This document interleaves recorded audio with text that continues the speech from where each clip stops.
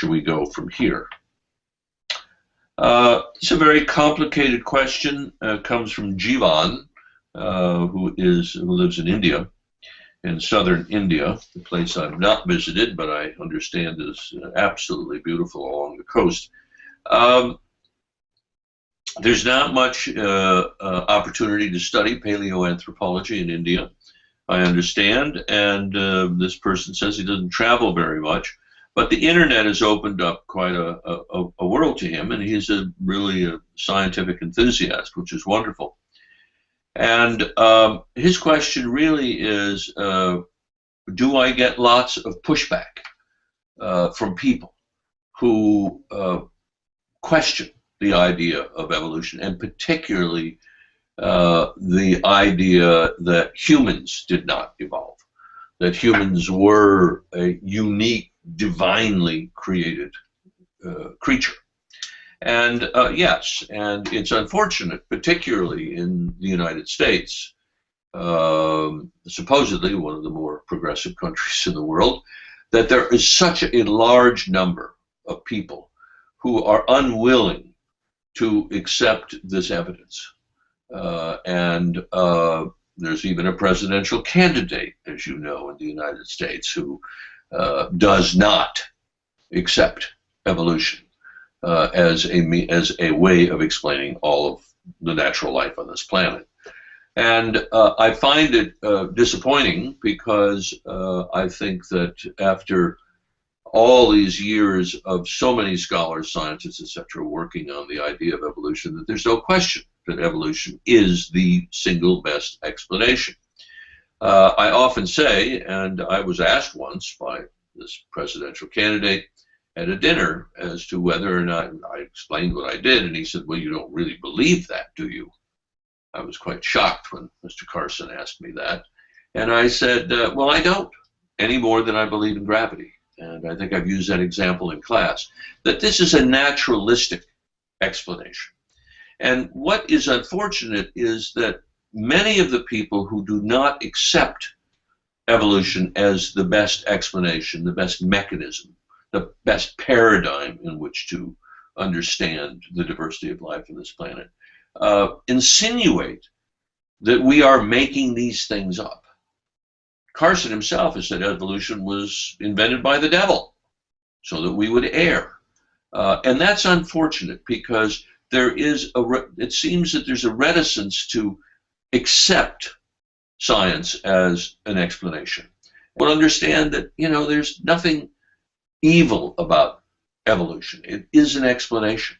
One can have his or her own personally held beliefs, but to denigrate our science, I think, is to do a great disservice to people who are really people with an open mind.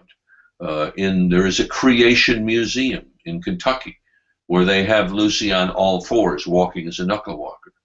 Well, you know that we could sit down together in a lab and determine whether or not Lucy walked on all fours as a knuckle walker. There would be telltale features in the hands and the wrists, and they're not there. You look at the pelvis.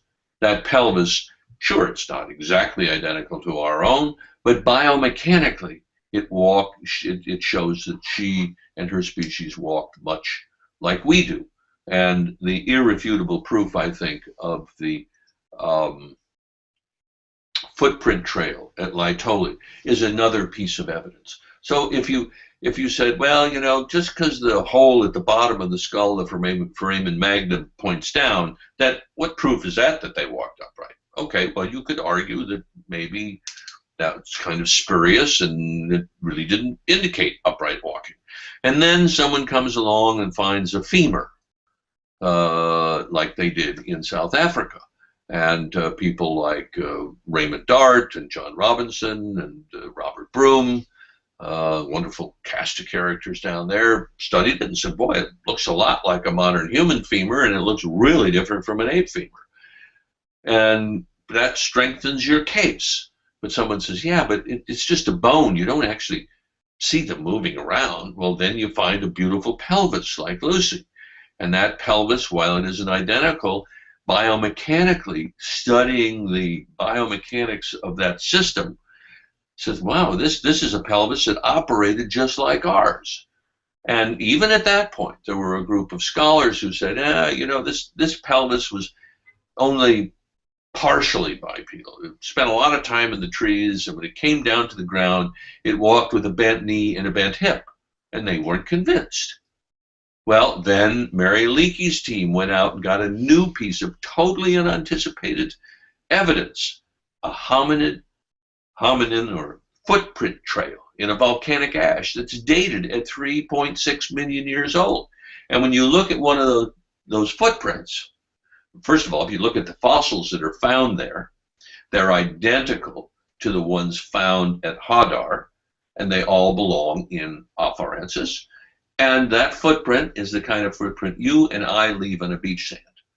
They were still unconvinced. So unless there was someone visiting from some place in the universe on their vacation on planet Earth and making videotapes of those hominins walking, what evidence would it take to convince them? But now the consensus in the field of paleoanthropology is yes, in fact, Australopithecus afarensis was walking upright at 3.6 million years. And the femurs that were found at Auroran, now looking at detailed anatomy, those were upright walking creatures. In arguments, it's always important to come up with an example like that.